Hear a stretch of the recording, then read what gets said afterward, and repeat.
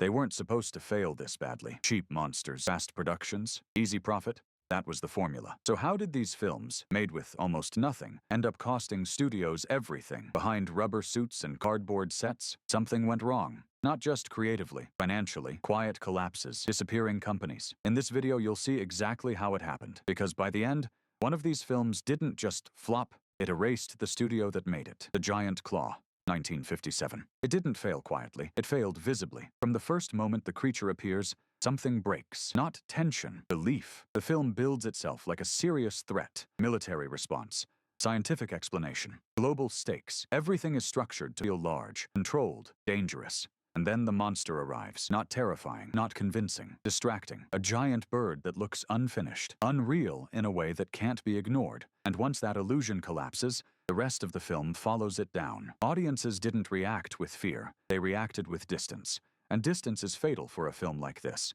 Because once viewers stop believing, they stop investing. Ticket sales reflect that immediately. For a studio expecting reliability from a proven formula, this wasn't just a weak entry. It was a signal that low-budget shortcuts were no longer invisible. The Cyclops, 1957. At first, nothing seems wrong. The setup is familiar. A missing expedition. A dangerous landscape. Radiation as the unseen force shaping what comes next. The film follows the formula carefully, not rushing, not experimenting. Just repeating what had already worked before. But that's where the problem begins, because by this point audiences had already seen it, again and again. Mutations, isolation, creatures born from exposure. The idea wasn't new anymore, and when the creature finally appears, it doesn't elevate the story. It confirms the repetition. There's no escalation, no surprise, just recognition. Financially, that kind of reaction is quiet, but damaging. The film doesn't collapse instantly. It fades. Returns come in lower than expected. Distribution weakens. Confidence drops. And for a production already operating on minimal margins, almost breaking even isn't enough. Because in this model, survival depends on momentum. And this film slows everything down. Robot Monster, 1953.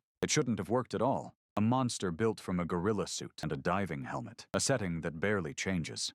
A story assembled around limitations instead of ideas. And yet, for a moment, it did. The film drew attention, not because it impressed audience, but because it confused them. It felt unfinished, strange, almost accidental. But curiosity doesn't sustain a studio, because once the initial wave passed, what remained was reputation, and that's where the damage settled in. The film didn't just look cheap, it redefined what cheap meant. For independent producers trying to compete in the same space, that shift mattered. Audiences became more aware of shortcuts, less forgiving, and suddenly, the entire low-budget ecosystem felt unstable. Projects that followed struggled to gain trust. Investors became cautious, distribution tightened. So while the film itself didn't destroy a company overnight, it contributed to something slower. A gradual erosion of confidence in ultra-low-budget filmmaking. And once that confidence disappears, the structure holding everything up begins to weaken. The Beast of Yucca Flats, 1961. By the time this film was made, something had already shifted. Budgets were lower,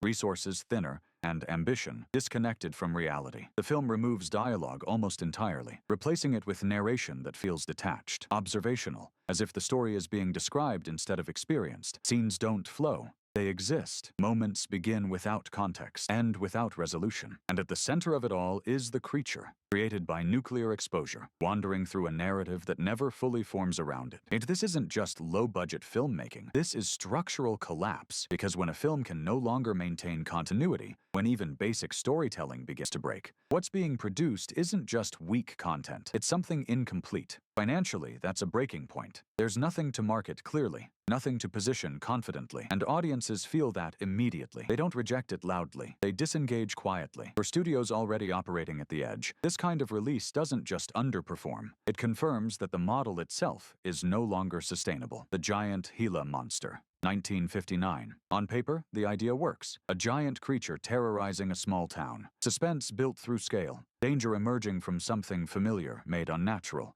But execution changes everything. Instead of building the creature through effects, the film uses a real lizard placed against miniature sets.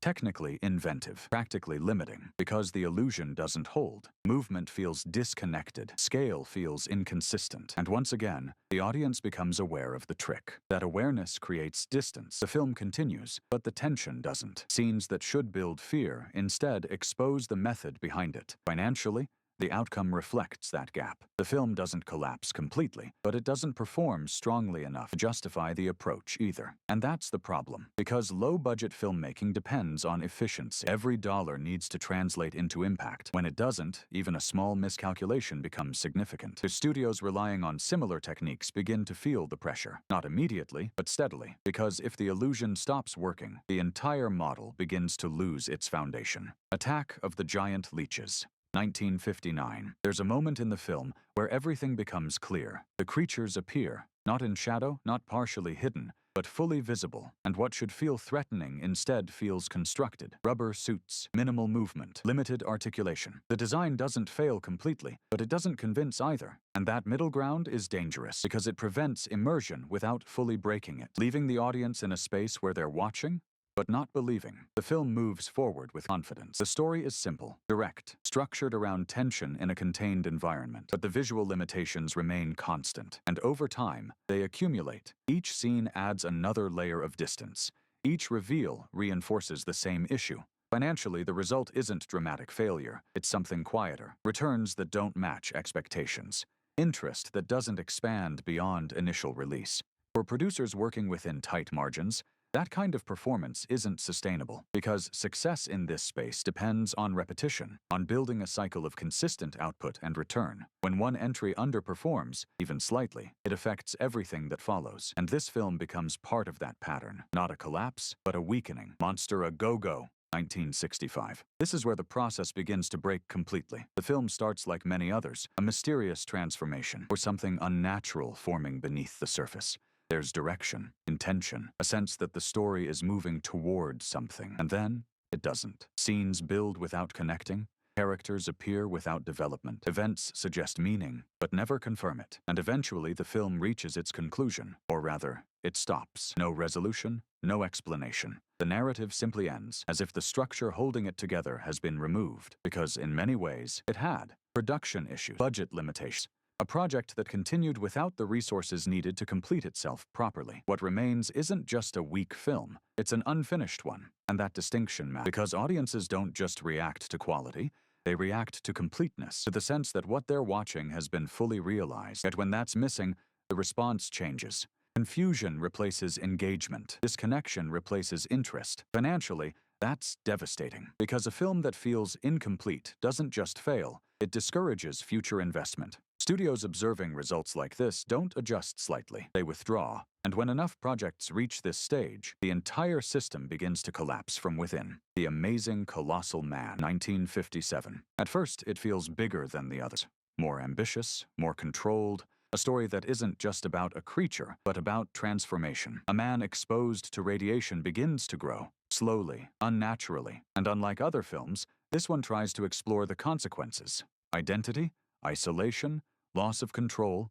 For a moment, it works, because the concept carries weight. There's something unsettling about watching a human body become something unrecognizable, while the mind struggles to keep up. But then the limitations surface. The scale shifts inconsistently. The effects stretch just enough to reveal their boundary, and scenes that should feel overwhelming begin to feel restricted instead. That contrast becomes the problem, because the film promises magnitude, but can't fully deliver it. And when expectation rises beyond execution, disappointment becomes sharper. Financially, the film performs, but not at the level its ambition demands.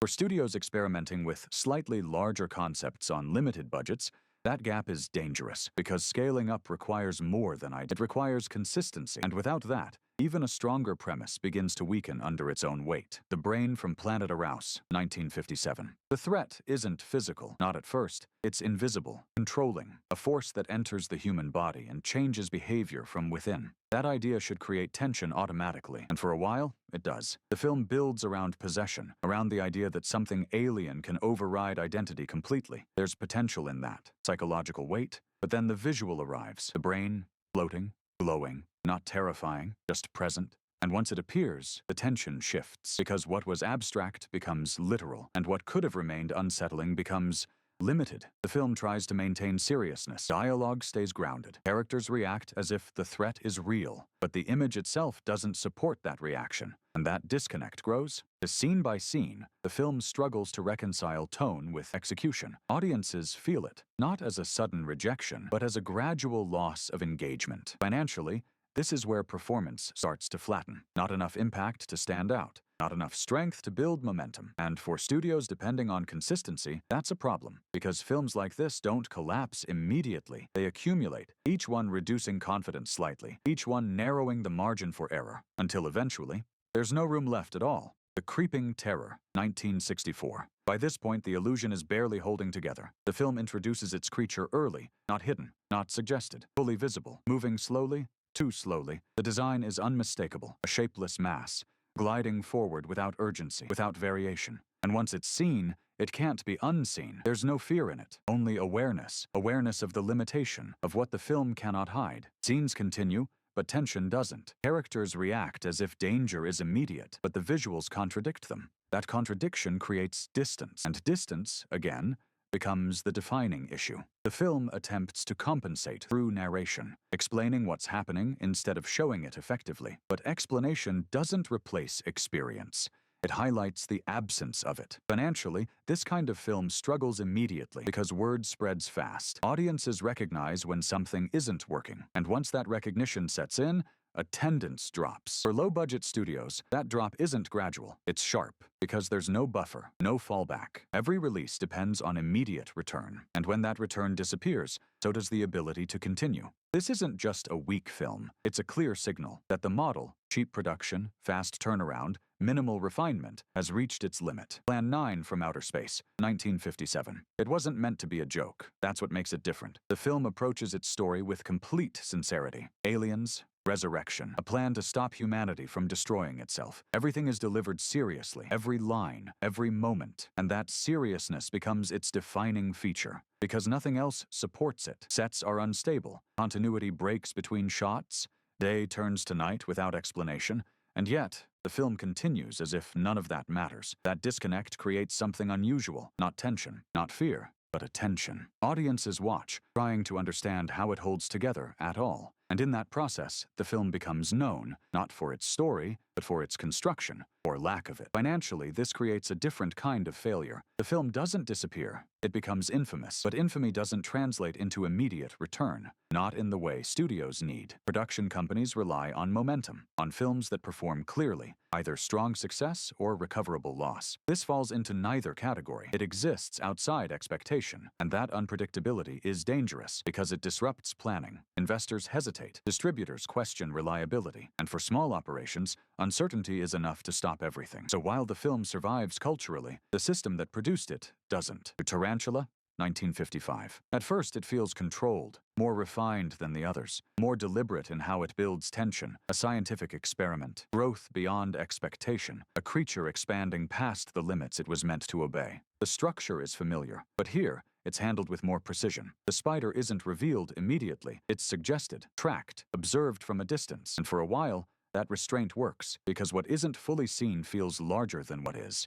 But eventually, the film has to show it, and that's where the balance begins to shift. The creature appears, large, moving, undeniable. But the closer it gets, the more the illusion depends on technique rather than realism. Superimposition, miniatures, forced perspective, innovative for the time, but still limited. And once the audience starts noticing how it's done, attention moves away from the threat and toward the method. That transition is subtle, but critical, because tension depends on immersion, and immersion depends on consistency. When that consistency breaks, even briefly, the impact weakens. Financially, the film performs better than many others on this list. But that's what makes it important, because it shows the edge of the model, how far low-budget techniques can stretch before they begin to show. Studios saw this as proof the formula still worked, but what they didn't fully recognize was this. It only worked when handled carefully, and most of the films that followed weren't. It Conquered the World, 1956. The idea is strong. An alien influence spreading quietly, controlling minds, and reshaping behavior from within. There's something unsettling in that concept, something that doesn't rely on spectacle, only implication.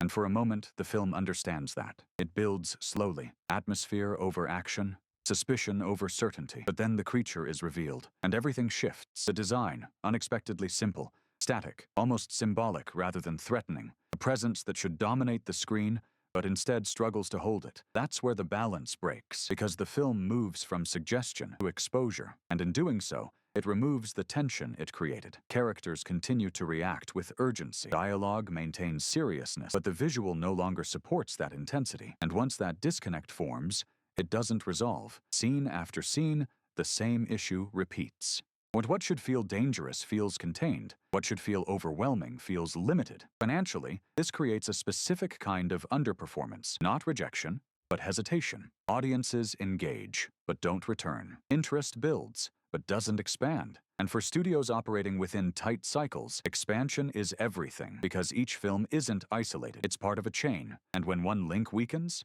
the entire sequence becomes unstable. This film doesn't collapse the system, but it contributes to its instability. And by this point, instability is already spreading. The Astounding She-Monster, 1958. Everything is reduced. The setting, minimal. The cast, small. The movement, restricted. It feels contained in a way that isn't intentional. The story follows a simple path, an alien presence. A group of characters trapped within a limited space. On paper, that works, because limitation can create tension if it's used deliberately. But here, limitation defines the entire experience. The film doesn't expand beyond its constraints. It stays within them, and over time that becomes noticeable. Scenes repeat similar patterns. Movement remains confined. Interaction lacks variation. The creature itself reflects that same restriction, not evolving, not escalating, just present. And presence alone isn't enough, because tension requires progression. Without it, the film begins to feel static, and static films don't hold attention. Financially, that creates immediate consequence.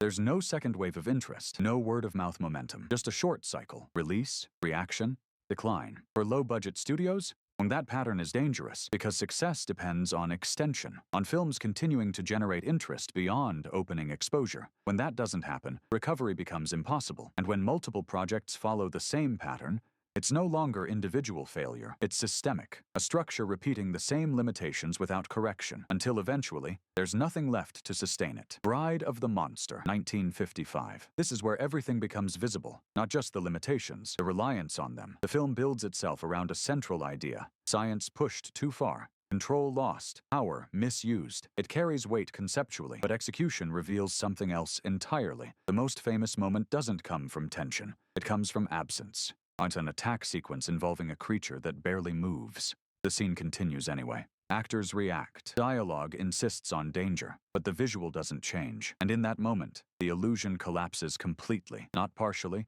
not gradually, completely. Because cinema depends on alignment. What the audience sees must support what the film claims is happening. When that alignment breaks, nothing else can hold it together. And here, it doesn't. The rest of the film continues, but the foundation has already shifted. Every scene that follows carries that awareness, not of the story, but of the limitation behind it. Financially, this becomes a defining example, because it exposes the risk of pushing budgets too far below what the concept requires, not just reducing quality, but removing functionality. But studios observing results like this don't see it as a single failure. They see a boundary, a point where cost-cutting stops being efficient and starts becoming destructive. And once that boundary is crossed, recovery isn't simple, because trust, once broken, is difficult to rebuild. Investors hesitate, distributors become selective, audiences become skeptical, and skepticism spreads faster than success ever did. This film doesn't just represent failure, it defines it. The moment where the system reveals its own weakness, and once that weakness is visible,